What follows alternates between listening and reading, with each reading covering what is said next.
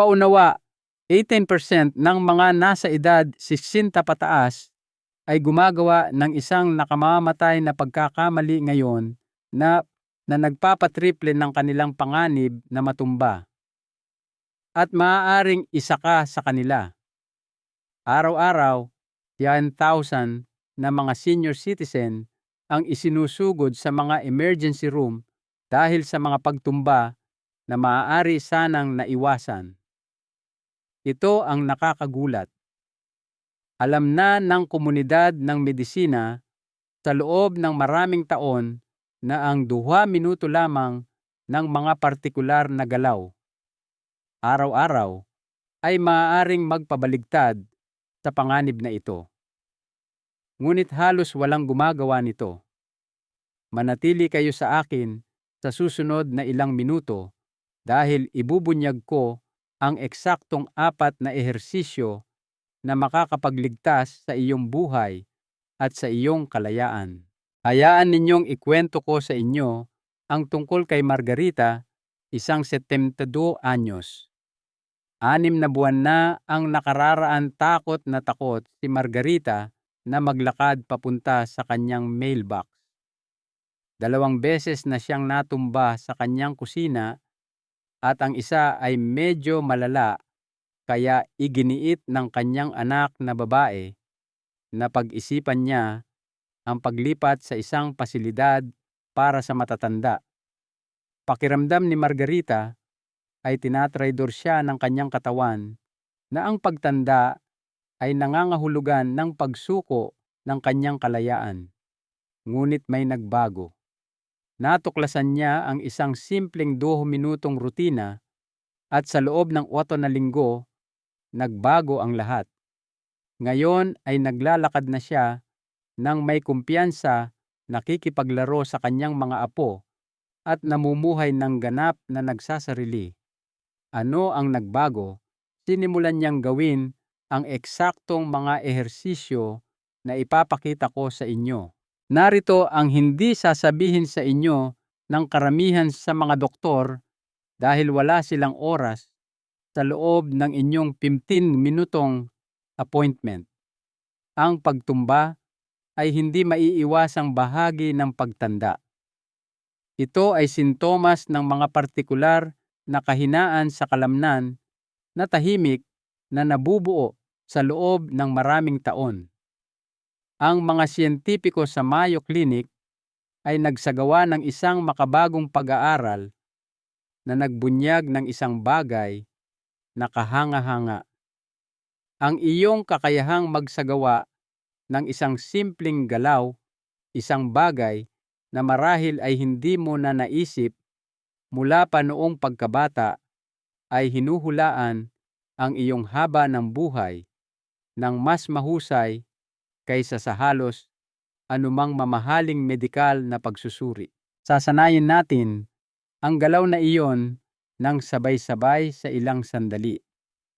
Ngunit una, kailangan ninyong maunawaan kung bakit ito apurahan at mahalaga.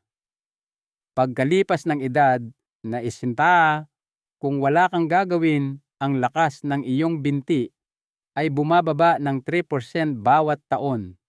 Isipin mo iyan. Sa oras na ikaw ay 80 anyos, maaari kang magkaroon ng 6% na mas kaunting lakas ng binti kaysa sa mayroon ka ngayon. Iyan ang pagkakaiba sa pagitan ng paglalakad ng may kumpiyansa papasok sa isang restauran kasama ang mga kaibigan at ang pangangailangan ng tulong para makalabas ng kotse. Iyan ang pagkakaiba sa pagitan ng pagbiyahe upang makita ang iyong mga apo at ang pagiging masyadong takot na umalis ng iyong bahay. Iyan ang pagkakaiba sa pagitan ng kalayaan at pagdedepende. Ang magandang balita, at ito ay napakahalaga, pinatutunayan ng kamakailang pananaliksik mula sa National Institute on Aging. Ang mga kahinaang ito ay ganap na maibabalik kahit na ikaw ay nasa 60s, 70s at higit pa. Ngunit narito ang catch, at ito ay mahalaga. Hindi lahat ng ehersisyo ay pare-parehong gumagana. Sa katunayan, ang paggawa ng maling mga galaw ay maaaring magpataas ng iyong panganib na matumba. Kaya ipapakita ko sa inyo ang 4 na partikular na ehersisyo na tinukoy ng mga physical therapist at mananaliksik bilang pinakaepektibo para sa pag-iwas sa pagtumba at pagpapanatili ng iyong pagkilos.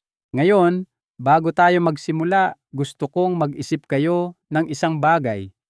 Kaya mo bang tumayo sa isang paa sa loob ng 10 segundo? Kaya mo bang maglakad ng takong sa daliri sa isang tuwid na linya? Kaya mo bang tumayo mula sa isang upuan nang hindi ginagamit ang iyong mga kamay? Kung nag-atubili ka sa alinman sa mga tanong na ito, ang iyong katawan ay nagpapadala sa iyo ng babalang senyales. Ang mga ito ay hindi basta-basta mga kakayahan. Ang mga ito ay mga tagapagpahiwatig ng iyong pangkalahatang katatagan, lakas at panganib na matumba. Ngunit huwag mag-alala sa oras na matapos tayo ngayon, malalaman mo kung paano eksaktong pagbutihin ang bawat isa sa mga kritikal na kasanayang ito. Magsimula tayo sa kung ano ang maaaring pinakamahalagang galaw para sa iyong pangmatagalang kalusugan at kaligtasan. Tinatawag itong single leg balance o balanse sa isang paa, at natuklasan ng mga mananaliksik sa Mayo Clinic ang isang bagay na gumulat sa komunidad ng medisina. Sinubukan nila ang libu-libong tao at nalaman na ang kakayahang magbalanse sa isang paa sa loob lamang ng 10 segundo ay isang mas malakas na tagapagpahiwatig ng haba ng buhay at panganib sa pagtumba kaysa sa presyon ng dugo, kolesterol o kahit ang iyong timbang. Isipin mo iyan sandali. Ang simpleng galaw na ito na pambata ay nagbubunyag ng higit pa tungkol sa iyong kalusugan sa hinaharap kaysa sa mga mamahaling medikal na scan na nagkakahalaga ng libu-libong piso. Bakit ito napakalakas? Dahil ang balanse ay hindi lamang tungkol sa pagkakaroon ng malakas na mga binti. Ito ay isang komplikado at magandang usapan na nangyayari sa loob ng iyong katawan bawat segundo. Ang iyong utak, ang iyong mga kalamnan, ang iyong panloob na tainga at ang iyong paningin ay nagtutulungan ng perpekto upang panatilihin kang nakatayo. Kapag nagsasanay ka ng single leg balance, may nangyayaring hindi ka pani-paniwala. Ang mga maliliit na kalamnan na pampatatag sa paligid ng iyong mga bukong-bukong at balakang, ang mga hindi mo iniisip ay nagigising at lumalakas. Ang iyong proprioception, iyon ang internal GPS system ng iyong katawan na nagsasabi sa iyo kung nasaan ka sa espasyo, ay nagiging mas matalas at mas tumpak. At ang iyong mga core muscles o kalamnan sa tiyan ay natututong gumana nang kusa lumilikha ng isang matatag na pundasyon para sa bawat hakbang na gagawin mo sa buong araw. Narito kung paano sanayin ang single leg balance ng ligtas at epektibo. Una, tumayo sa tabi ng isang matibay na upuan o counter sa kusina. Ito ang iyong safety net at walang kahihiyan sa paggamit ng suporta. Gusto kong magtagumpay ka, hindi mahirapan. Ilagay ang iyong mga paa ng magkahiwalay na kasing lapad ng balakang at ilipat ang iyong timbang sa iyong kanang binti. Damhin ang lupa sa ilalim ng iyong paa. Pansinin kung paano na ipapamahagi ang iyong timbang sa iyong sakong sa bola ng iyong paa at sa iyong mga daliri. Ngayon dahan-dahang iangat ang iyong kaliwang paa ng ilang pulgada o sentimetro lamang mula sa lupa. Huwag mag-alala kung gaano kataas mo ito maiangat. Kahit 1 pulgada ay mahalaga at nagbibigay ng benepisyo. Narito ang susing detalye na nalalagpasan ng karamihan. Panatilihing bahagyang malambot ang iyong nakatayong tuhod, hindi nakalak ng tuwid. Kapag nilak mo ang iyong tuhod, ginagamit mo ang istruktura ng iyong kasukasuan upang hawakan ka sa halip na ang iyong mga kalamnan. Gusto nating gumana ang mga kalamnan na iyon. Isipin na may isang taling nakakabit sa tuktok ng iyong ulo na dahan-dahang humihila sa iyo paitaas patungo sa kisame. Ang biswalisasyon na ito ay tumutulong sa iyong mapanatili ang magandang postura at paganahin ang iyong core nang hindi mo namamalayan. Ang iyong layunin ay panatilihin ang posisyon na ito sa loob ng 10 hanggang 30 segundo. Ngayon, kung halos hindi mo ito matagalan ng 5 segundo, ngayon ayos lang iyon. Iyan ang iyong panimulang punto. At walang panghuhusga rito, kamalayan lamang. Ang ilang mga tao ay kayang hawakan ito ng 30 segundo kaagad. Ang iba ay nahihirapang lumampas ng 3 segundo. Parehong normal. Parehong mga panimulang punto. Ang mahalaga ay nagsasanay ka at bumubuti. Habang nagbabalanse ka, huminga ng natural. Mahalaga ito. Maraming tao ang nagpipigil ng kanilang hininga kapag nagko-concentrate sila sa balanse, ngunit ang pagpipigil ng hininga ay talagang nagpapahirap sa pagbabalanse dahil lumilikha ito ng tensyon sa buong katawan mo. Hayaan ang hangin na dumaloy papasok at palabas ng maayos. Maghanap ng isang focal point o tuldok sa dingding sa harap mo at panatilihin ang iyong mga mata na nakapako rito. Nagbibigay ito sa iyong utak ng isang matatag na reference point at ginagawang mas madali ang pagbabalanse. Huwag tumingin sa ibaba sa iyong mga paa. Sa totoo lang, mas pinapahirap nito ang lahat. Pagkatapos ng 10 hanggang 30 segundo, dahan-dahang ibaba ang iyong paa pabalik sa lupa at maglaan ng sandali upang mag-reset. Pagkatapos ay lumipat sa kabila at magbalanse sa iyong kaliwang binti. Gawin ito ng 3 beses sa bawat binti. Maaaring mapansin mo na ang isang panig ay mas malakas kaysa sa isa. Iyon ay ganap na normal at eksaktong dahilan kung bakit tayo nagsasanay. Karamihan sa mga tao ay may dominanteng panig at ang kawalan ng balanse na iyon ay maaaring mag-ambag sa panganib ng pagtumba. Sa pamamagitan ng pagsasanay sa parehong panig ng pantay, itinatama mo ang kawalan ng balanse na iyon at ginagawang mas symmetrical at matatag ang iyong katawan. Ang epekto ng ehersisyong ito sa totoong mundo ay malalim. Sa loob ng 2 linggo ng araw-araw na pagsasanay, mapapansin mo ang iyong sarili na mas matatag kapag may inaabot kang bagay sa mataas na kabinet. Mas magkakaroon ka ng kumpiyansa sa paglalakad sa hindi pantay na mga ibabaw tulad ng damuhan o graba. Magagawa mong isuot ang iyong sapatos habang nakatayo sa halip na nakaupo. Maaaring mukhang maliliit na bagay ang mga ito, ngunit ang mga ito ay palatandaan ng kalayaan at kakayahan. Ang mga ito ang pagkakaiba sa pagitan ng pakiramdam na bata at may kakayahan kumpara sa pakiramdam na matanda at marupok.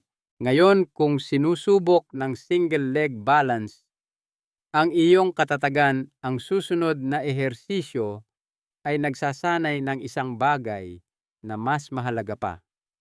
Ang iyong kakayahang maglakad sa isang makitid na base ng suporta. Ito mismo ang ginagawa mo kapag nagnanavigate ka sa masikip na pasilyo ng grocery store, kapag naglalakad ka sa gilid ng kalsada, o kapag gumagalaw ka sa iyong bahay sa gabi upang gumamit ng banyo. Ang kasanayang ito ay tinatawag na tandem walking at isa ito sa pinakamakapangyarihang ehersisyo para sa pagpapabuti ng iyong lakad at pag-iwas sa pagtumba.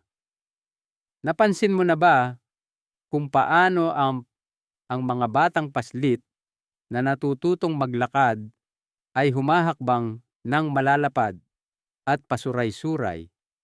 Iyon ay dahil ang kanilang sistema ng balanse ay umuunlad pa lamang. Kailangan nila ng malawak na base ng suporta upang makaramdam ng katatagan. Ngunit narito ang kabalintunaan at medyo malungkot na bahagi. Habang tumatanda tayo, marami sa atin ang hindi namamalayang bumabalik sa malapad na tindig na iyon dahil lumala na ang ating balanse. Nag-shuffle o nag-aalang-alang tayo sa halip na humakbang ng maayos. Pinalalapad natin ang ating mga hakbang at dahan-dahan, ngunit tiyak nawawala ang ating kakayahang maglakad ng may kumpiyansa at episyente. Ang heel-to-toe walk na tinatawag ding tandem walking ay ganap na binabaligtad ang prosesong ito. Sa katunayan, ginagamit ng mga neurologist ang pagsusulit na ito upang masuri ang balanse at koordinasyon sa kanilang mga pasyente. Ngunit isa rin ito sa pinakaepektibong ehersisyo para sa pagpapabuti ng iyong lakad at dramatikong pagbabawas ng iyong panganib na matumba. Ang pananaliksik na inilathala sa Journal of Aging and Physical Activity ay nakatuklas ng isang bagay na kahanga-hanga.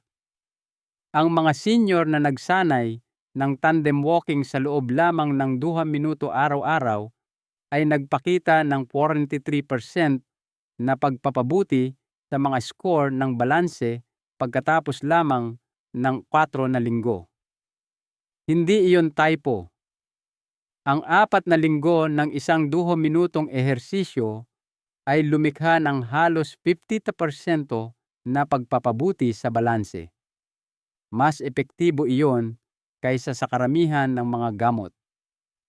Narito kung paano sanayin ang heel-to-toe walk ng ligtas at tama. Maghanap ng pasilyo o anumang malinaw na espasyo kung saan maaari kang maglakad sa isang tuwid na linya para sa 10 hanggang 15 hakbang. Kung kinakabahan ka sa ehersisyong ito at marami ang ganito, sa simula gawin ito sa tabi ng dingding upang maaari mo itong hawakan para sa suporta kung kinakailangan. Walang premyo para sa pagiging pasuray-suray at takot. Gusto natin ng matatag at may kumpiyansa. Isipin mong naglalakad ka sa isang tightrope o sa isang makitid na biga tulad ng maaaring ginawa mo noong bata ka pa. Ilagay ang iyong kanang paa ng direkta sa harap ng iyong kaliwang paa upang ang sakong ng iyong kanang paa ay dumikit sa mga daliri ng iyong kaliwang paa. Dapat ay walang puwang sa pagitan nila. Ngayon, humakbang muli na inilalagay ang iyong kaliwang sakong ng direkta sa iyong kanang mga daliri. Ipagpatuloy ang pattern na ito na sakong sa daliri para sa 10 hanggang 15 hakbang. Narito ang nagpapahirap at nagpapaging epektibo sa ehersisyong ito. Ang iyong center of gravity ay patuloy na lumilipat sa isang napakakipot na base ng suporta. Pinipilit nito ang iyong mga core muscles na magtrabaho ng husto upang patatagin ang iyong katawan. Pinipilit nito ang iyong mga kalamnan sa bukong-bukong na gumawa ng daan-daang maliliit na pagsasaayos. At pinipilit nito ang iyong utak na i-coordinate ang lahat ng ito sa real time. Ito ay tulad ng isang kumpletong workout para sa iyong buong sistema ng balanse na lahat ay siksik sa isang simpleng pattern ng paglalakad. Magsimula ng dahan-dahan sa ehersisyong ito. Hindi ito karera. Ang kalidad ng paggalaw ay mas mahalaga kaysa sa bilis. Panatilihing nakataas ang iyong ulo at ang iyong mga mata ay nakatutok sa harap sa isang punto sa unahan mo, hindi sa ibaba sa iyong mga paa. Ang pagtingin sa ibaba sa iyong mga paa ay talagang nagpapahirap sa pagbabalanse dahil nawawala ang iyong visual reference point at naaapektuhan ng posisyon ng iyong ulo ang iyong center of gravity. Magtiwala sa iyong katawan. Alam nito kung nasaan ang iyong mga paa kahit hindi tumitingin. Kung ang 10 hakbang ay tila masyadong madali, pagkatapos ng isang linggong pagsasanay, narito ang isang pag-usad na hahamon sa iyo. Subukang gawin ang huling ilang hakbang nang nakapikit ang iyong mga mata. Tinatanggal nito ang iyong visual input ng ganap at pinipilit ang iyong katawan na umasa lamang sa proprioception, ang panloob na pakiramdam kung nasaan ang iyong katawan sa espasyo. Ito ay hindi kapani-paniwalang mapaghamon, ngunit hindi kapani-paniwalang epektibo para sa pagbuo ng isang matatag na sistema ng balanse. Magsimula sa 2 o 3 hakbang lamang nang nakapikit ang iyong mga mata at unti-unting dagdagan habang nakakaramdam ka ng higit na kumpiyansa. Ang agham sa likod ng nangyayari sa iyong utak sa panahon ng ehersisyong ito ay tunay na kamangha-mangha. Ang iyong cerebellum na bahagi ng iyong utak na responsable para sa koordinasyon at motor learning ay nagsisimulang bumuo ng mga bagong neural pathways. Isipin ito tulad ng paglikha ng isang mas malakas, mas mabilis na koneksyon sa internet sa pagitan ng iyong utak at iyong katawan. Habang mas nagsasanay ka ng galaw na ito, nagiging mas mabilis at mas maaasahan ang koneksyon na iyon. Literal mong nire-rewire ang iyong utak para sa mas mahusay na balanse at koordinasyon. Hindi pinipigilan ng edad ang prosesong ito. Pagsasanay ang gumagawa nito. Ngayon, habang ang unang 2 ehersisyo ay nakatuon sa balanse at koordinasyon, ang susunod ay bumubuo ng hilaw na lakas ng kalamnan na kailangan mo upang suportahan ang mga kasanayang iyon. Dahil narito ang isang katotohanan na walang gustong pag-usapan. Maaari kang magkaroon ng perpektong balanse, ngunit kung mahina ang mga kalamnan ng iyong binti, hindi mo masasalo ang iyong sarili kapag natisod ka. Hindi ka makakabawi mula sa isang maling hakbang. At doon nangyayari ang mga pagtumba. Hayaan ninyong tanungin ko kayo ng ilang mga katanungan at gusto kong sagutin ninyo ng tapat kahit sa inyong sarili lamang. Kaya mo bang tumayo mula sa isang upuan nang hindi ginagamit ang iyong mga kamay upang itulak ang iyong sarili pataas? Kaya mo bang umakyat sa isang buong flight ng hagdan nang hindi kumakapit sa rehas na parang nakasalalay dito ang iyong buhay?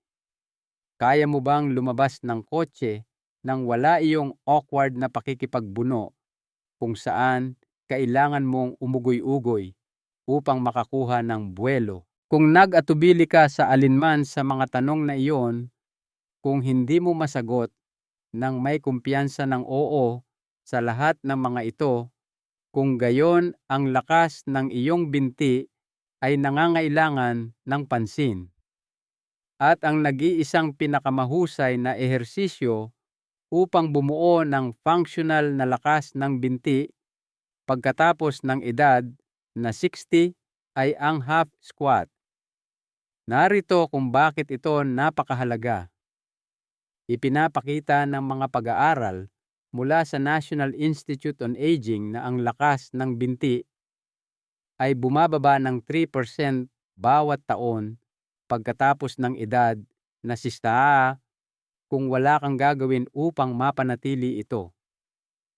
Hayaan ninyong bumaon iyan sa isip nyo, 3% bawat taon.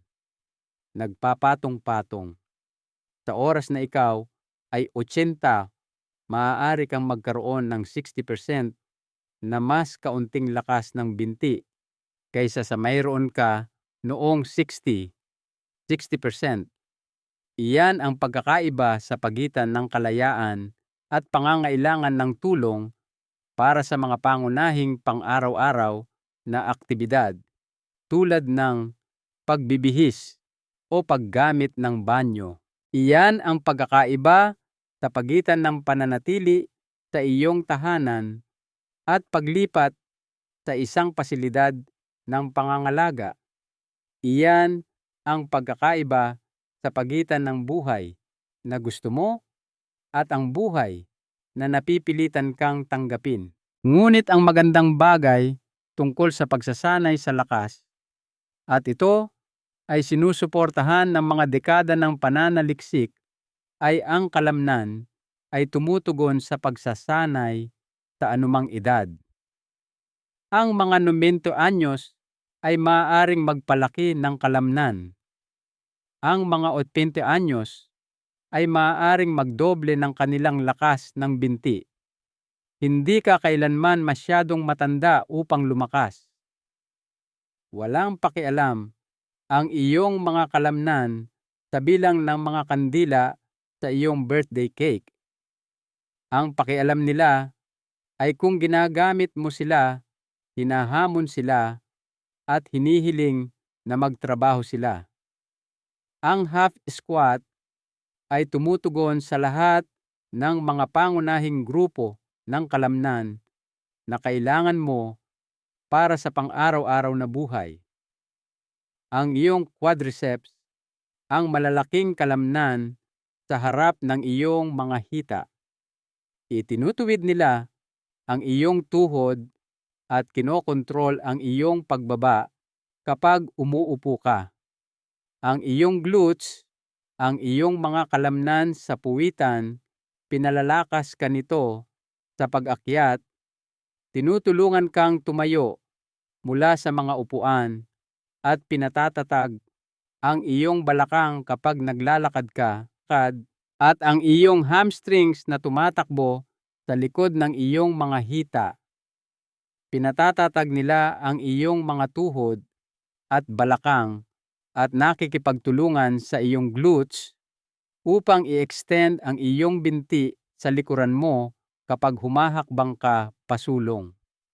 Ang lahat ng mga kalamnan na ito na nagtutulungan ay lumilikha ng functional strength, ang uri ng lakas na direktang nagsasalin sa mga aktibidad sa totoong mundo. Narito kung paano sanayin ang half squats ng ligtas at epektibo. Tumayo nang ang iyong mga paa ay magkahiwalay na kasing lapad ng balikat na ang iyong mga daliri sa paa ay nakaturo ng bahagya palabas, siguro mga 10 hanggang 15 degrees. Ang bahagyang anggulong ito palabas ay natural at komportable para sa karamihan ng mga tao. Ilagay ang iyong mga kamay sa isang matibay na upuan o counter sa kusina sa harap mo para sa suporta. Hindi ito pandaraya. Ito ay matalinong pagsasanay. Ang suporta ay nagbibigay daan sa iyo na mag-focus sa iyong mga kalamnan sa binti nang hindi nag-aalala tungkol sa balanse, at tinitiyak nito na makukumpleto mo ang galaw ng ligtas. Isipin mong uupo ka na sa isang upuan na nakaposisyon sa likuran mo lamang. Ang mental image na ito ay tumutulong sa iyong maisagawa ang galaw ng tama. Itulak ang iyong balakang pabalik ng bahagya na parang inaabot ng iyong puwitan ang imahinaryong upuan na iyon. Pagkatapos ay ibaluktot ang iyong mga tuhod at ibaba ang iyong sarili ng mga 15 hanggang 20 sentimetro, say hanggang 8 pulgada. Hindi mo kailangang bumaba ng malalim. Ito ay isang half squat, hindi isang full squat. Ang pagbaba ng masyadong malalim ay maaaring maglagay ng hindi kinakailangang stress sa iyong mga tuhod, lalo na kung bago ka sa strength training. Ang iyong mga tuhod ay dapat manatili sa likod ng iyong mga daliri sa paa sa buong paggalaw. Kung ang iyong mga tuhod ay humahakbang pasulong lampas sa iyong mga daliri sa paa, naglalagay ka ng labis na stress sa kasukasuan ng tuhod. Sa halip, isipin ang pag-upo pabalik. Ang iyong timbang ay dapat nasa iyong mga sakong, hindi sa iyong mga daliri sa paa. Dapat mong maigalaw ang iyong mga daliri sa paa sa ilalim ng galaw. Tumigil sandali sa ibaba ng squat, damhin ang iyong mga kalamnan na nagtatrabaho. Pagkatapos ay tumulak gamit ang iyong mga sakong upang tumayo pabalik sa panimulang posisyon. Sa itaas, squeeze ang iyong glutes, ang iyong mga kalamnan sa puwitan. Talagang ikontrata mo sila. Iyon ay isang repetisyon o pag-uulit. Magsimula sa 5 hanggang 8 pag-uulit.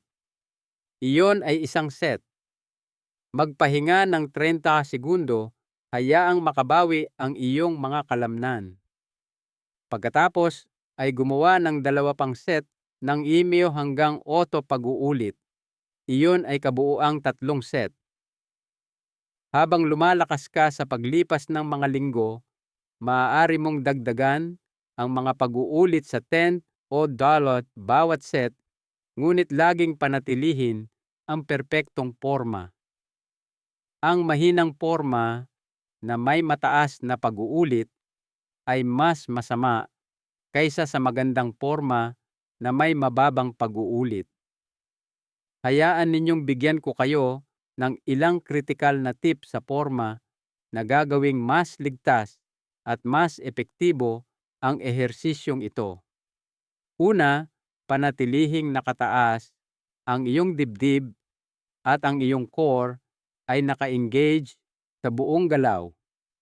Kung ibibilog mo ang iyong likod, naglalagay ka ng hindi kinakailangan at potensyal na nakakapinsalang stress sa iyong gulugod. Isipin ang proud chest o pagiging taas noo. Isipin ang pag-angat ng iyong sternum o buto sa dibdib patungo sa kisame. Pangalawa, isipin ang pag-upo pabalik sa imahinaryong upuan na iyon, hindi lamang pagbaluktot ng iyong mga tuhod pasulong. Tinitiyak nito na ginagamit mo ang iyong mga kalamnan sa balakang, hindi lang ang iyong mga kalamnan sa tuhod. Pangatlo, huminga palabas habang tumutulak ka pataas sa pagtayo. Ito ay kapag naglalabas ka ng puwersa, at ang paghinga palabas ay tumutulong na i-activate ang iyong core muscles at nagbibigay sa iyo ng higit na lakas. Huwag kailanman pigilin ang iyong hininga habang nag-eehersisyo ng lakas. Ang pagpipigil ng iyong hininga ay maaaring magpataas ng iyong presyon ng dugo nang hindi kinakailangan. Kung ang 5 pag-uulit ay tila napakahirap ngayon, ayos lang iyon. Gumawa ng 3 pag-uulit. Magsimula kung nasaan ka. Kung ang 8 pag-uulit ay tila napakadali, narito ang isang pag-usad na hahamon sa iyo ng malaki. Subukang maglaan ng 3 buong segundo upang bumaba sa squat at 3 buong segundo upang tumayo pabalik. Ang tempo training na ito, ang paggalaw ng mabagal at may kontrol, ay dramatikong nagpapataas ng hamon at pampalakas na stimulus nang hindi nagdaragdag ng anumang labis na pag-uulit. Ang time under tension ay isa sa pinakamakapangyarihang variable sa strength training. Ang mga functional na benepisyo ng ehersisyong ito ay mabilis na lilitaw sa iyong pang-araw-araw na buhay. Sa loob ng 2 linggo ng pare-parehong pagsasanay, mapapansin mo ang mga pang-araw-araw na aktibidad na nagiging mas madali. Ang paglabas ng iyong kotse ay hindi na mararamdaman na parang isang malaking pagsisikap na nangangailangan ng estratehikong pagpaplano. Ang pag-akyat sa hagdan ay hindi ka iiwan na hinihingal at kumakapit sa rehas. At ang sandaling iyon, kapag may nahulog ka at kailangan mong pulutin ito, mag-i-squat ka nang may kumpiyansa sa halip na iyong awkward na takot na pagyuko kung saan hindi ka sigurado kung makakatayo ka pa pabalik. Ngayon, habang ang unang 3 ehersisyo ay bumubuo ng lakas at balanse, may isa pang piraso ng puzzle na ganap na nalalagpasan ng karamihan sa mga tao. Ito ay isang ehersisyo na napakasimple na magagawa mo habang nakaupo. Gayunpaman, tinatarget nito ang isang grupo ng kalamnan na talagang mahalaga para sa katatagan ng paglalakad. Ang mga kalamnan na ito ay madalas na nakatagong salarin sa likod ng pag-shuffle, pagkatisod, at pakiramdam ng mabibigat na binti na nararanasan ng napakaraming senior. May isang bagay na hindi napagtatanto ng karamihan sa mga tao tungkol sa kung paano tayo maglakad. Ang iyong hip flexors, ang mga kalamnan sa pinakaharap ng iyong balakang na nag-aangat ng iyong binti kapag humahakbang ka, ay humihina ng malaki habang tumatanda, lalo na kung gumugugol ka ng maraming oras sa pag-upo. Ang mahihinang hip flexors ay humahantong sa shuffling gait, kung saan halos hindi mo maiangat ang iyong mga paa mula sa lupa. Humahantong sila sa nabawasang haba ng hakbang, kaya ang iyong mga hakbang ay umiikli ng umiikli at dramatikong pinatataas nila ang iyong panganib na matisod dahil hindi mo maiangat ang iyong mga paa ng sapat na mataas upang malagpasan ang maliliit na hadlang tulad ng mga alpombra threshold ng pinto o hindi pantay na semento. Isipin kung paano ka maglakad. Ang bawat hakbang ay nangangailangan na iangat mo ang iyong buong binti pasulong laban sa grabidad. Kung mahina ang iyong hip flexors, kailangang magtrabaho ng mas mahirap ang iyong utak upang makabuo ng sapat na puwersa upang iangat ang iyong binti. Sa kalaunan nagpapasya ang iyong utak na mas madaling mag-shuffle na lang o magpadulas ng iyong mga paa pasulong sa halip na iangat ang mga ito. At doon nagsisimulang mangyari ang mga pagtumba dahil ang mundo ay puno ng mga bagay na sumasabit sa mga nagsha-shuffle na paa. Mga karpet gilid ng kalsada, mga bitak sa bangketa, kahit ang sarili mong kabilang paa. Ang seated leg raise ay direktang nagpapalakas ng iyong hip flexors habang pinapagana din ang iyong core muscles at pinapabuti ang koneksyon ng isip at kalamnan sa iyong lower body. Ang mind-muscle connection na iyon ang iyong kakayahang sadyaing damhin at kontrolin ang mga partikular na kalamnan ay hindi kapani-paniwalang mahalaga para sa pag-iwas sa pagtumba. At ang pinakamagandang bahagi tungkol sa ehersisyong ito ay magagawa mo ito habang nanonood ng telebisyon, habang nagbabasa ng libro o kahit sa mga commercial break. Walang dahilan para hindi ito gawin dahil hindi ito nangangailangan ng espesyal na kagamitan at hindi kailangang tumayo. Narito kung paano sanayin ang seated leg raises ng tama.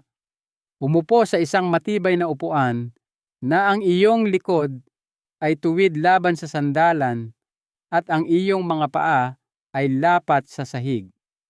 Ang iyong mga hita ay dapat na paralel sa lupa. Kung ang iyong upuan ay masyadong mataas o masyadong mababa, gumamit ng mga unan upang ayusin. Ilagay ang iyong mga kamay sa gilid ng upuan para sa suporta at katatagan. Paganahin ang iyong core sa pamamagitan ng paghila ng iyong pusod ng bahagya patungo sa iyong gulugod. Pinoprotektahan nito ang iyong ibabang likod at tinitiyak na ang iyong mga kalamnan sa tiyan ay nakikilahok sa ehersisyo.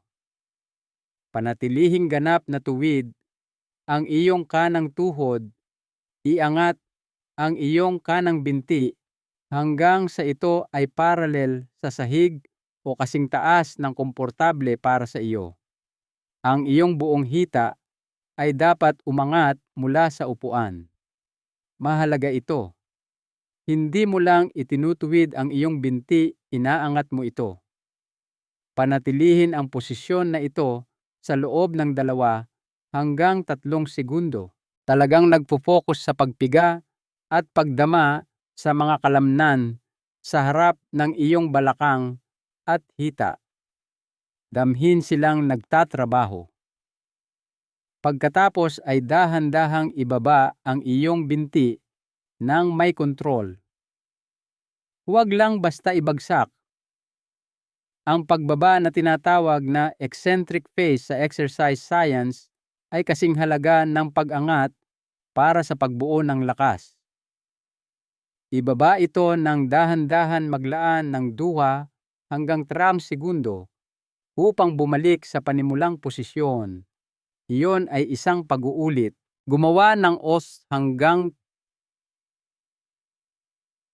pag-uulit sa iyong kanang binti. Pagkatapos ay lumipat sa iyong kaliwang binti at gumawa ng 8 hanggang 12 pag-uulit. Iyon ay isang set. Magpahinga ng 30 hanggang 60 segundo. Pagkatapos ay gumawa ng 1 o 2 pang set. Habang lumalakas ka, maaari kang tumaas sa 3 set ng pansage pag-uulit, bawat binti. Hayaan ninyong bigyan ko kayo ng ilang mga pagpipilian sa pag-usad na gagawing mas mapaghamon ang ehersisyong ito habang bumubuti ka. Kung ang 8 hanggang 12 pag-uulit ay madali na, pagkatapos ng ilang linggo, ituro ang iyong mga daliri sa paa patungo sa iyong binti o shin habang inaangat mo ang iyong binti. Tinatawag itong dorsiflexion, at nagdaragdag ito ng malaking resistensya sa pamamagitan ng pagpapagana ng iyong mga kalamnan sa binti at pagpapataas ng trabahong kailangang gawin ng iyong hip flexors. Maaari ka ring magdagdag ng mas mahabang pagpigil sa itaas na posisyon. Sa halip na humawak ng 2 hanggang 3 segundo, humawak ng 5 o kahit 10 segundo. Ang isometric hold na ito ay bumubuo ng seryosong lakas. Para sa dagdag na hamon, kapag komportable ka na sa single leg raises, subukang iangat ang parehong mga binti ng sabay. Dramatikong pinapataas nito ang core engagement at kahirapan dahil ang iyong mga kalamnan sa tiyan ay kailangang magtrabaho ng mas mahirap upang patatagin ang iyong katawan. Ngunit subukan lamang ito kung ang single leg raises ay ganap na komportable at kontrolado. Huwag kailanman isakripisyo ang porma para sa hirap. Bakit napakahalaga ng ehersisyong ito? Ang malalakas na hip flexors ay hindi lamang tumutulong sa iyong maglakad ng mas mahusay. Bagaman, iyon pa lamang ay sulit na sa pagsisikap. Pinapabuti nito ang iyong postura dahil ang mahinang hip flexors ay madalas na humahantong sa nakasubsob na postura. Binabawasan nito ang sakit sa ibabang likod dahil kapag mahina ang iyong hip flexors, ang iyong mga kalamnan sa ibabang likod ay kailangang bumawi at ang mga ito ay napapagod at naninigas. At ginagawa nitong mas ligtas at mas madali ang mga aktibidad tulad ng pag-akyat sa hagdan, paghakbang sa mga bagay, at pagpasok at paglabas ng kotse. Ang iyong hip flexors ay ang mga hindi napapansing bayani ng pagkilos na nagtatrabaho sa likod ng mga eksena sa bawat hakbang na iyong gagawin. Kaya nariyan na 4 na ehersisyo na tumatagal ng mas mababa sa 2 minuto kung pagsasamahin, ngunit tinutugunan ng mga ito ang bawat pangunahing bahagi ng ligtas at may kumpiyansang paglalakad. Hayaan ninyong repasuhin ko ang mga ito ng mabilis upang magkaroon kayo ng malinaw na plano ng pagkilos. Ang single leg balance ay nagsasanay sa iyong katatagan, sa iyong proprioception, at sa iyong mga kalamnan na pampatatag sa bukong-bukong at balakang. Ang heel-to-toe walk ay nagpapabuti sa iyong pattern ng paglalakad at bumubuo ng mga bagong neural coordination pathways sa iyong utak. Ang half squats ay bumubuo ng functional na lakas ng binti na kailangan mo para sa lahat ng pang-araw-araw na aktibidad, mula sa pag-upo at pagtayo hanggang sa pag-akyat sa hagdan. At ang seated leg raises ay nagpapalakas sa mga madalas na napapabayaang hip flexors na pumipigil sa iyong mag-shuffle at matisod. Ang pananaliksik dito ay malinaw na malinaw at walang pag-aalinlangan. Ang pagiging pare-pareho ay mas mahalaga kaysa sa tindi sa bawat pagkakataon, lalo na pagkatapos ng edad na 60. Hindi mo kailangang gumawa ng marathon workout sessions na mag-iiwan sa iyong pagod at masakit ang katawan. Kailangan mo ng araw-araw na pagsasanay kahit na ito ay 2 minuto lamang. Ang pagiging pare-pareho na iyon, ang araw-araw na pag-uulit na iyon, ay lumilikha ng pangmatagalang pagbabago sa neurological at muscular. Ang iyong katawan ay umaangkop sa kung ano ang hinihiling mong gawin nito ng regular, hindi sa kung ano ang ginagawa mo paminsan-minsan ng may matinding lakas. Gusto kitang hamunin sa isang bagay ngayon. Gusto kong mangako ka na subukan ang 4 na ehersisyong ito minsan sa isang araw sa loob ng susunod na 2 linggo. 2 linggo lang, 14 na araw. Markahan ito sa iyong kalendaryo. Magtakda ng araw-araw na paalala sa iyong telepono. Maglagay ng note sa salamin ng iyong banyo. Anuman ang kailangan upang matulungan kang matandaan. At pagkatapos ng 2 linggong iyon, bumalik ka at ipaalam sa akin kung ano ang napansin mo. Gusto ko talagang malaman kung aling ehersisyo ang pinakamahirap sa simula. Alin ang pinakamabilis na bumuti? Paano naging iba ang pakiramdam mo sa iyong pang-araw-araw na mga aktibidad? Ang transformasyon ay hindi magiging madula at biglaan tulad sa isang pelikula. Ito ay magiging banayad at unti-unti. Isang araw mapagtatanto mo na naglakad ka papunta sa mailbox nang hindi ito iniisip o ipinag-aalala. Mapapansin mo na nakalabas ka ng iyong kotse nang hindi inihahanda ang iyong sarili. Mas magkakaroon ka ng kumpiyansa sa paglalakad sa graba o damuhan. Masasalo mo ang iyong sarili bago matisod sa halip na tuluyang matumba. Ang maliliit na pagpapabuti na ito ay nagpapatong-patong sa paglipas ng panahon upang maging malalaking pagbabago sa kalidad ng buhay. Hayaan ninyong sabihin ko sa inyo kung ano ang mangyayari kapag hindi kayo gumawa ng mga ehersisyo na tulad nito. Dahil ang pag-unawa sa mga nakataya ay mahalaga. Kung walang interbensyon, ang iyong balanse ay patuloy na lumalala. Ang lakas ng iyong binti ay patuloy na bababa. Ang iyong lakad ay nagiging mas pasuray-suray at hindi sigurado. Ang iyong mundo ay nagsisimulang lumiit dahil iniiwasan mo ang mga sitwasyon kung saan maaari kang matumba.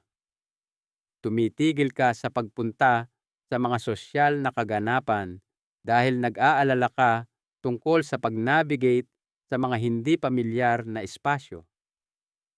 Tumitigil ka sa pagbisita sa mga kaibigan dahil may hagdan ang kanilang mga tahanan. Tumitigil ka sa paggawa ng mga aktibidad na gusto mo dahil ang takot sa pagtumba ay nagiging mas makapangyarihan kaysa sa iyong pagnanais na mamuhay ng ganap. Ang pagtumba ay ang nangungunang sanhi ng kamatayan na may kaugnayan sa pinsala sa mga Amerikano na higit sa 10,000 at totoo rin ito sa maraming bansa. Bawat taon, 1 sa 4 na senior ang nakakaranas ng pagtumba. Sa mga natutumba, 1 sa 5 ay nagdurusa ng malubhang pinsala tulad ng bali sa balakang o pinsala sa ulo. At narito ang istatistika na dapat mag-udyok sa lahat.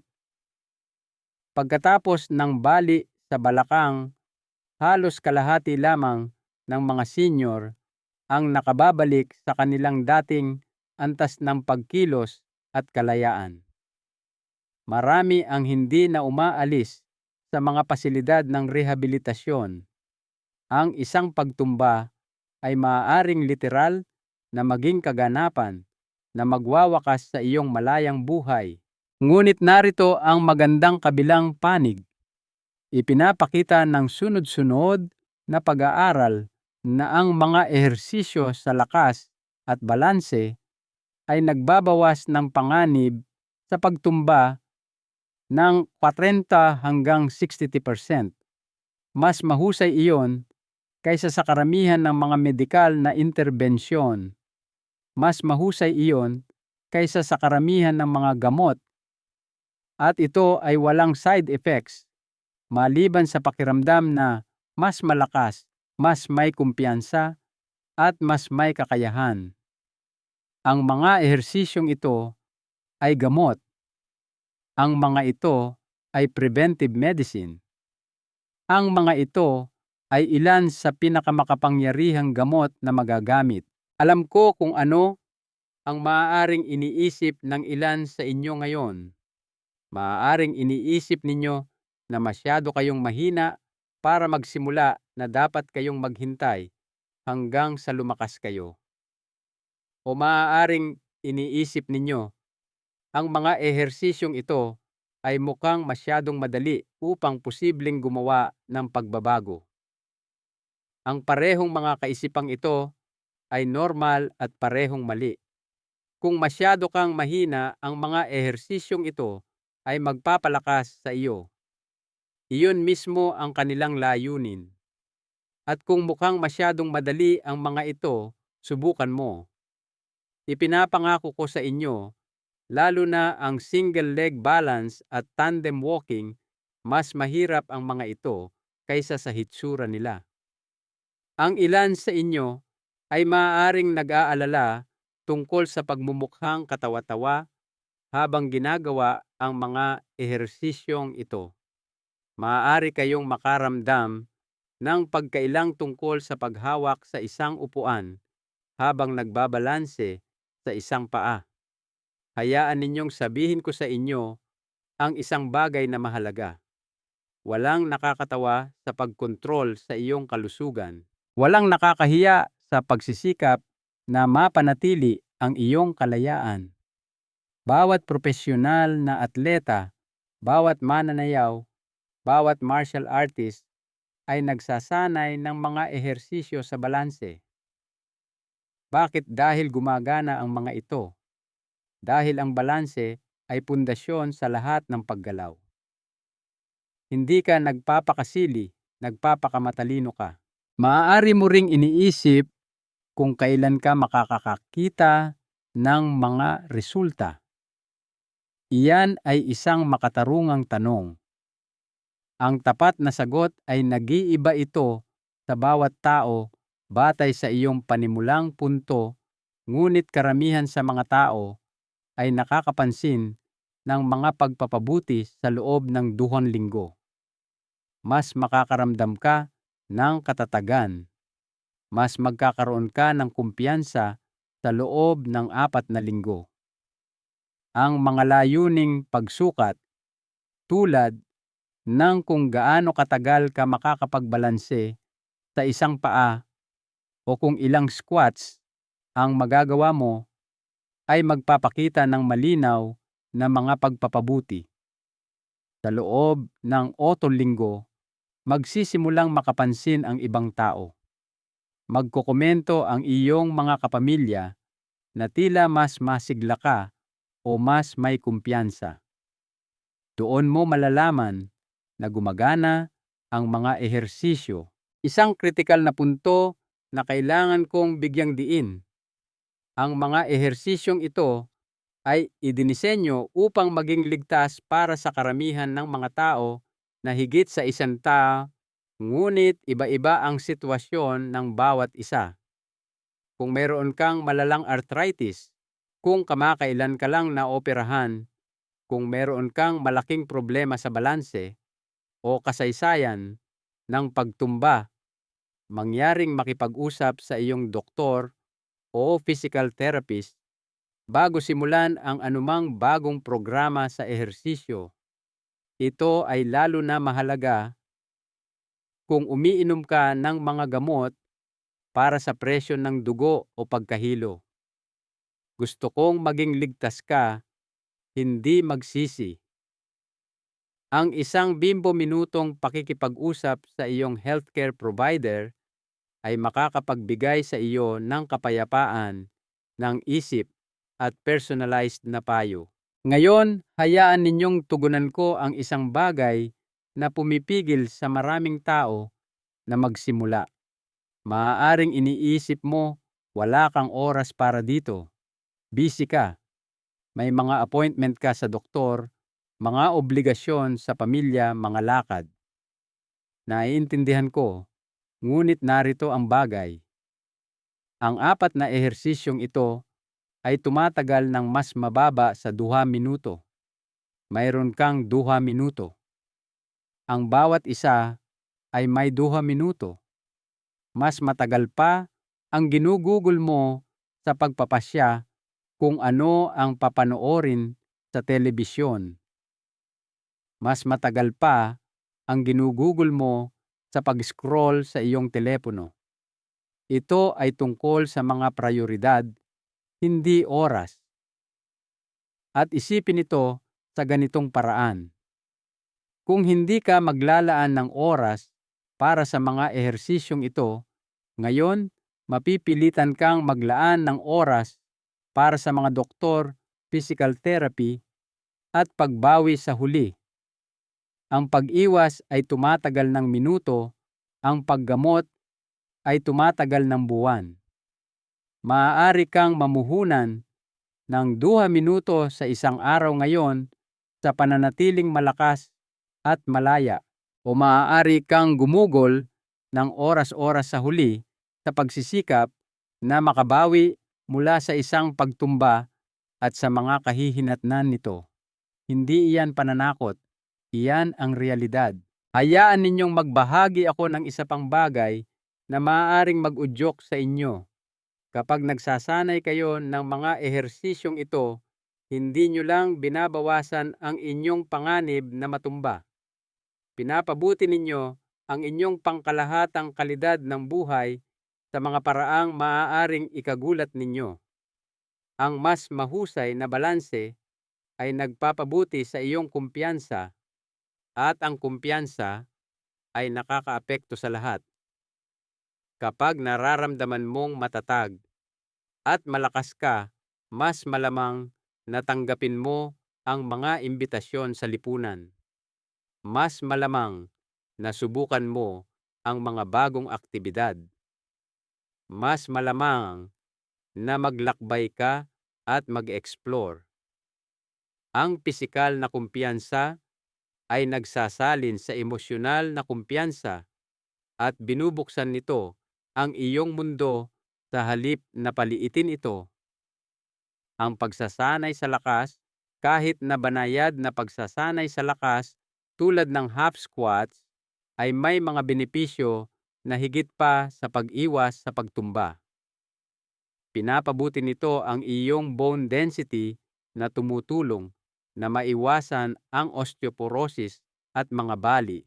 Pinapabuti nito ang iyong metabolismo na tumutulong sa iyong mapanatili ang malusog na timbang. Pinapabuti nito ang iyong insulin sensitivity na tumutulong na maiwasan o pamahalaan ang diabetes. Pinapabuti nito ang iyong mood at kalusugan ng isip sa pamamagitan ng paglalabas ng endorphins at pagbibigay sa iyo ng pakiramdam ng tagumpay. Ang isang simpleng ehersisyo ay lumilikha ng sunod-sunod na positibong benepisyo sa kalusugan, sa buong katawan at isip mo. Ang mga ehersisyo na ipinakita ko sa inyo ngayon ay batay sa mga dekada ng siyentipikong pananaliksik. Hindi sila uso lang. Hindi sila batay sa opinyon ng kung sino o marketing hype.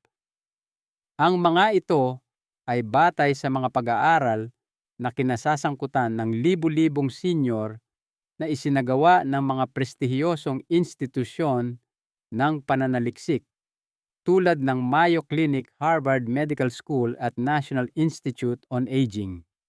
Ang mga ehersisyong ito ay nasubok na sukat at napatunayang epektibo sa mahigpit na siyentipikong pag-aaral. Mapagkakatiwalaan mo na gumagana ang mga ito dahil napakalakas ng ebidensya. Gusto kong isipin mo ang iyong bakit. Bakit mo gustong manatiling mobile at malaya? Ito ba ay para patuloy kang makatira sa sarili mong tahanan? Ito ba ay para makapagbiyahe ka upang bisitahin ang mga apo? Ito ba ay para maipagpatuloy mo ang mga libangan na gusto mo tulad ng paghahardin o golf? Ito ba ay para hindi ka maging pabigat sa iyong mga anak? Anuman ang iyong bakit, isulat ito. Ilagay ito sa isang lugar kung saan makikita mo ito araw-araw. Ang bakit na iyon ang mag-uudyok sa iyo sa mga araw na wala kang ganang mag-ehersisyo. Ang hakit na iyon ang magpapaalala sa iyo na ang 2 minuto ay napakaliit na halagang babayaran para sa lahat ng pinahahalagahan mo sa iyong buhay. Hayaan ninyong ikwento ko sa inyo ang tungkol kay Roberto, isang 38 anyos. Dati ay masugid na manlalaro ng golf si Roberto, ngunit tumigil siya sa paglalaro dahil pakiramdam niya ay hindi siya matatag kapag iniuugoy niya ang club. Ang kanyang balanse ay napakasama na natatakot siyang matumba at mapahiya ang kanyang sarili sa harap ng kanyang mga kalaro sa golf. Nagsimulang gawin ni Roberto ang 4 na ehersisyong ito tuwing umaga habang nagtitimpla ang kanyang kape. 2 minuto lang. Sa loob ng 6 na linggo, nakabalik siya sa golf course na humahampas ng may kumpiyansa. Tinanong siya ng kanyang mga kalaro kung ano ang nagbago. Sinabi niya sa kanila ang tungkol sa mga ehersisyo at ngayon ay ginagawa na nilang lahat ang mga ito ng sabay-sabay bago sila magsimula. O isaalang-alang si Juanita, isang 75 anyos na mahilig maghardin. Nagsimula siyang umiwas sa kanyang hardin dahil ang pagluhod at pagtayo muli ay naging mahirap at nakakatakot. Pagkatapos ng 8 linggo ng araw-araw na pagsasanay sa mga ehersisyong ito, lalo na ang squats at leg raises, nakabalik siya sa kanyang hardin araw-araw. Sinabi niya sa akin na ang paghahardin ay palaging kanyang therapy, kanyang meditasyon, kanyang kagalakan. Ang pagbabalik niyon ay nagpabuti hindi lamang sa kanyang pisikal na kalusugan, kundi pati na rin sa kanyang mental at emosyonal na kalusugan. Ang mga ito ay hindi mga espesyal na tao na may espesyal na genetika o hindi pangkaraniwang dedikasyon. Sila ay mga ordinaryong tao na gumawa ng simpleng desisyon na gumugol ng 2 minuto sa isang araw sa pamumuhunan sa kanilang pagkilos at kalayaan. Magagawa mo ang parehong desisyon ngayon din. Maaari mong pagpasyahan na ikaw ay karapat-dapat sa 2 minuto sa isang araw. Maaari mong pagpasyahan na ang iyong kalayaan at kumpiyansa ay mga prayoridad.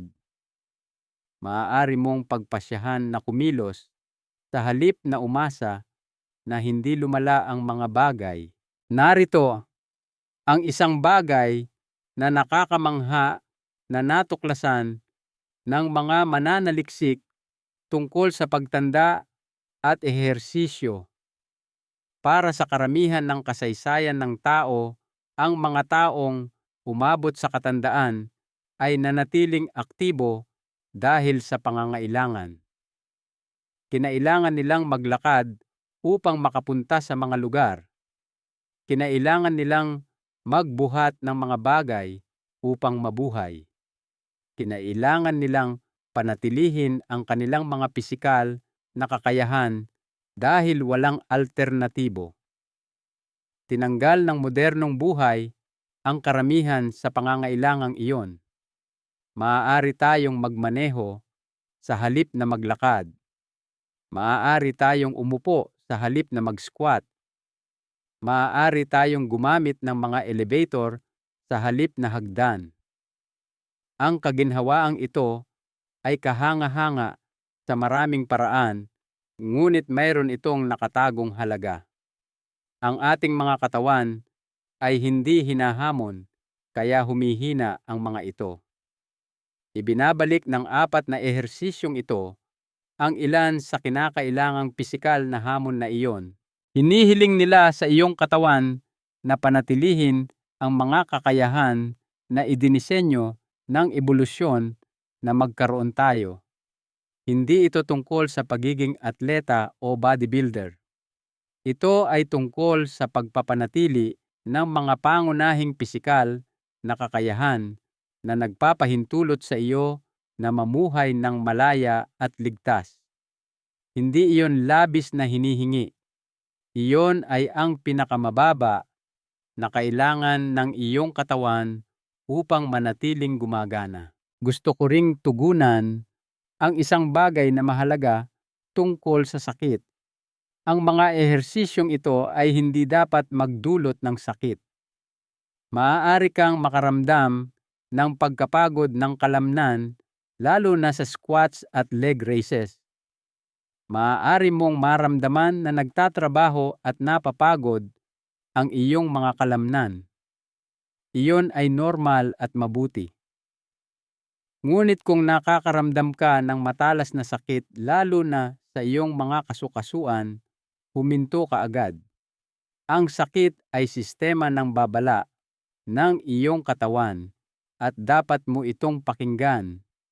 Ang pagkapagod ng kalamnan ay okay. Ang sakit sa kasukasuan ay hindi. Kung ang alinman sa mga ehersisyong ito ay nagdudulot ng sakit, baguhin ang mga ito, bawasan ang saklaw ng paggalaw o kumonsulta sa isang healthcare provider bago magpatuloy. Habang nagsasanay ka ng mga ehersisyong ito sa paglipas ng mga linggo at buwan, malamang nagugustuhin mong umusad at gawing mas mahirap ang mga ito. Mahusay iyon. Iyon mismo ang dapat mangyari. Ang iyong katawan ay umaangkop, lumalakas at nangangailangan ng mga bagong hamon. Binigyan kita ng mga pag-usad para sa bawat ehersisyo tulad ng pagpikit ng iyong mga mata habang nagbabalanse o pagbagal ng iyong squats. Ngunit narito ang isang mahalagang prinsipyo. Umusad lamang kapag ang kasalukuyang bersyon ay madali na at ganap na kontrolado. Huwag magmadali. Ang pagbuo ng lakas at balanse ay isang marathon, hindi sprint. Ang matatag pare-parehong pag-unlad sa paglipas ng mga buwan ay mas mahusay kaysa sa pagmamadali, pagkapinsala at pangangailangang huminto ng tuluyan. Maaaring nag-iisip ang ilan sa inyo kung gaano kadalas gawin ang mga ehersisyong ito. Ang aking rekomendasyon ay araw-araw o hindi bababa sa 5 hanggang 6 na araw bawat linggo. Ang iyong katawan ay nangangailangan ng pare-parehong stimulus upang mapanatili at bumuo ng lakas at balanse. Isipin ito tulad ng pagsisipilyo ng iyong ngipin. Hindi ka nagsisipilyo ng ngipin minsan sa isang linggo ng matindi sa loob ng 1 oras. Nagsisipilyo ka ng panandalian araw-araw. Ang parehong prinsipyo ay nalalapat sa mga ehersisyong ito. Ang maikling araw-araw na pagsasanay ay tumatalo sa paminsan-minsang matinding sesyon. Gayunpaman, kung nakakaramdam ka ng sakit o sobrang pagod, ayos lang na kumuha ng araw ng pahinga. Makinig sa iyong katawan. Ang pahinga ay bahagi ng pagsasanay. Ang iyong mga kalamnan ay talagang lumalakas sa panahon ng pahinga, hindi sa panahon ng ehersisyo mismo. Ang ehersisyo ay lumilikha ng stimulus, ang senyales sa iyong katawan na kailangan nitong umangkop. Ang panahon ng pahinga ay kapag ginagawa ng iyong katawan ang mga pag-aangkop na iyon. Kaya huwag makaramdam ng pagkakasala tungkol sa mga araw ng pahinga. Produktibo ang mga ito. Ngayon gusto kong pag-usapan ang tungkol sa mga inaasahan kumpara sa realidad dahil mahalaga ito. Ang mga ehersisyong ito ay makapangyarihan at epektibo, ngunit hindi sila mahika.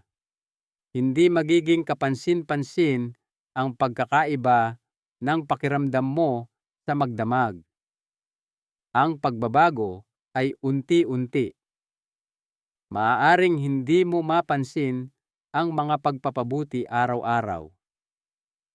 Ngunit kung ihahambing mo ang tungli ang iyong sarili pagkatapos ng 2 linggo ng pagsasanay sa iyong sarili bago ka nagsimula, mapapansin mo ang pagkakaiba.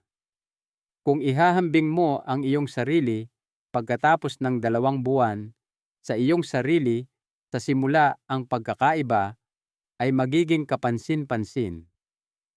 Ang pag-unlad ay nangyayari ng dahan-dahan, ngunit nangyayari ito. Ito ang dahilan kung bakit mahalaga ang pagsubaybay. Isulat kung gaano katagal ka makakapagbalanse sa bawat binti bago ka magsimula. Isulat kung ilang squats ang magagawa mo nang may magandang forma. Isulat kung ano ang pakiramdam ng paglalakad. Pagkatapos ay suriin muli pagkatapos ng 2 linggo at pagkatapos ng 1 buwan. Kung walang pagsubaybay, makakalimutan mo kung saan ka nagsimula at hindi mo lubos na mapapahalagahan kung gaano kalayo na ang narating mo. Ang iyong utak ay umaangkop sa iyong mga bagong kakayahan ng napakabilis, kaya ang pakiramdam na normal ngayon ay magiging kahanga-hanga sana 2 buwan na ang nakakaraan. Ang pagsubaybay ay tumutulong sa iyong makita ang pag-unlad na iyon. Hayaan ninyo ring tugunan ko ang ilang karaniwang pagkakamali na ginagawa ng mga tao sa mga ehersisyong ito. Sa single leg balance, ang pinakakaraniwang pagkakamali ay ang pag-lock ng nakatayong tuhod. Panatilihin itong malambot. Sa tandem walking, madalas na tumitingin ang mga tao sa ibaba sa kanilang mga paa sa halip na sa harap. Panatilihing nakataas ang iyong ulo. Sa squats, madalas na hinahayaan ng mga tao na pumasok ang kanilang mga tuhod paloob. Panatilihin silang nakahanay sa ibabaw ng iyong mga daliri sa paa. Sa leg raises, madalas na sumasandal ang mga tao sa upuan. Panatilihing tuwid ang iyong likod. Ang maliliit na detalyeng ito sa forma ay gumagawa ng malaking pagkakaiba sa kung gaano ka-epektibo at kaligtas ang mga ehersisyo. Ang isa pang karaniwang pagkakamali ay ang hindi tamang paghinga. Maraming tao ang nagpipigil ng kanilang hininga habang nag-eehersisyo, lalo na sa squats at leg raises. Tinatawag itong Valsalva maneuver at maaari nitong mapataas ang iyong presyon ng dugo ng mapanganib. Laging huminga ng maayos at tuloy-tuloy. Huminga palabas sa mahirap na bahagi ng ehersisyo, ang pagtulak pataas sa squats o ang pag-angat sa leg raises. Huminga papasok sa mas madaling bahagi. Ang tamang paghinga ay ginagawang mas ligtas at mas epektibo ang mga ehersisyo. Maaaring nag-iisip ka kung ano ang gagawin kung nakaranas ka na ng pagtumba o kung nagpapagaling ka mula sa isang pinsala. Una, mangyaring makipagtulungan sa iyong doktor o physical therapist upang makakuha ng medical na clearance. Ang mga ehersisyong ito ay maaaring maging bahagi ng iyong pagbawi, ngunit kailangan mo ng propesyonal na gabay sa kung kailan at paano magsisimula. Kung gumagamit ka ng walker o tungkod, maaari mo pa ring gawin ang mga binagong bersyon ng mga ehersisyong ito. Halimbawa, maaari kang magsanay ng balanse habang nakahawak sa iyong walker. Maaari mong gawin ang seated leg raises. Maaari mong gawin ang supported squats. Laging may modifikasyon na gumagana para sa iyong kasalukuyang sitwasyon. Hayaan ninyong maglarawan ako ng kung ano ang maaaring maging hitsura ng iyong buhay na buwan mula ngayon kung mangangako ka sa mga ehersisyong ito. Isipin ang paggising sa umaga at pagbangon sa kama nang wala iyong sandali ng kawalan ng katiyakan kung susuportahan ka ba ng iyong mga binti. Isipin ang paglalakad ng may kumpiyansa sa iyong mailbox, sa tindahan sa iyong kotse nang hindi iniisip ang bawat hakbang. Isipin ang pagtanggap ng imbitasyon na bisitahin ang isang kaibigan nang hindi nag-aalala tungkol sa kanilang hagdan. Isipin ang pakikipaglaro sa iyong mga apo nang walang takot na matumba. Isipin ang paglalakbay sa mga lugar na lagi mong gustong makita nang walang pag-aalala na pipigilan ka ng iyong pagkilos. Hindi iyan pantasya. Iyan ang tunay na maaabot na resulta ng pare-parehong pagsasanay sa mga ehersisyong ito. Hindi mo sinusubukang maging Olympic athlete, sinusubukan mong panatilihin at pagbutihin ang mga pangunahing pisikal na kakayahan na nagpapahintulot sa iyong mamuhay ng buhay na gusto mong ipamuhay. Ang 4 na ehersisyong ito ay mga kasangkapan na tumutulong sa iyong makamit ang layuning iyon. Ang mga ito ay simpleng kasangkapan, ngunit ang mga ito ay kahangahangang epektibo kapag ginamit ng pare-pareho. Gusto ko ring isipin mo ang mga taong nagmamahal sa iyo at umaasa sa iyo. Ang iyong mga anak, ang iyong mga apo, ang iyong asawa, ang iyong mga kaibigan. Gusto nilang maging malusog ka mobile at malaya. Nag-aalala sila sa iyong pagtumba. Nag-aalala sila sa iyong kaligtasan. Kapag inalagaan mo ang iyong pisikal na kalusugan at pagkilos, hindi mo lang ito ginagawa para sa iyong sarili. Ginagawa mo rin ito para sa kanila. Binibigyan mo sila ng kapayapaan ng isip. Tinitiyak mo na maaari kang magpatuloy na maging present at aktibo sa kanilang buhay. Iyan ay isang regalo. Ang mga ehersisyong ito ay isang pamumuhunan na may garantisadong kita. Namumuhunan ka ng 2 minuto ng oras at kaunting pagsisikap.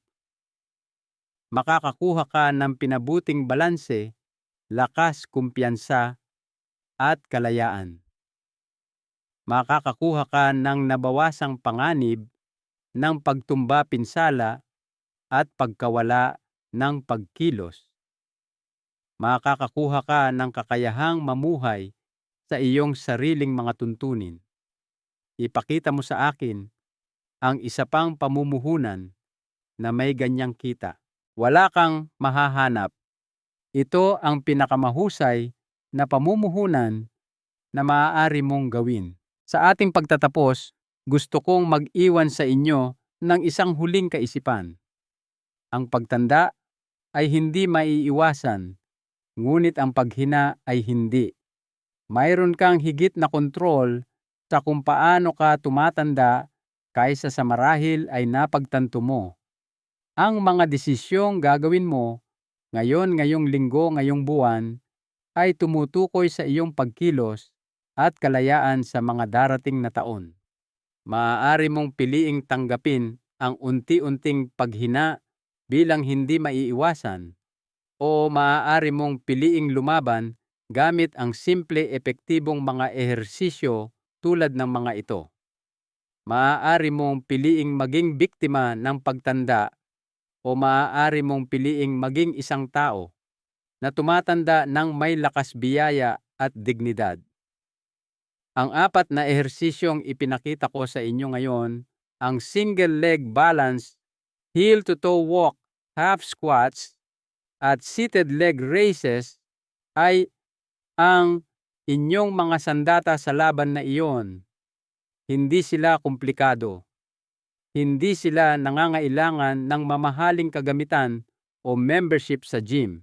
Kinakailangan lang nila ang inyong pangako, ang inyong pagiging pare-pareho, at ang inyong paniniwala na kayo ay karapat-dapat sa pagsisikap. Dahil karapat-dapat kayo sa pagsisikap, ang inyong kalayaan ay nagkakahalaga ng 2 minuto sa isang araw. Ang inyong kumpiyansa ay nagkakahalaga ng 2 minuto sa isang araw. Ang inyong kakayahang mamuhay ng ganap ay nagkakahalaga ng 2 minuto sa isang araw. Kaya narito ang gusto kong gawin ninyo ngayon din. Huwag maghintay hanggang bukas. Huwag maghintay hanggang sa makaramdam kayo ng higit na motibasyon. Ngayon din tumayo at gawin ang isang single leg balance sa bawat panig. Subukan lang ito. Tingnan kung nasaan ka. Iyan ang iyong panimulang punto. Ngayon alam mo na. Bukas subukan ang lahat ng 4 na ehersisyo.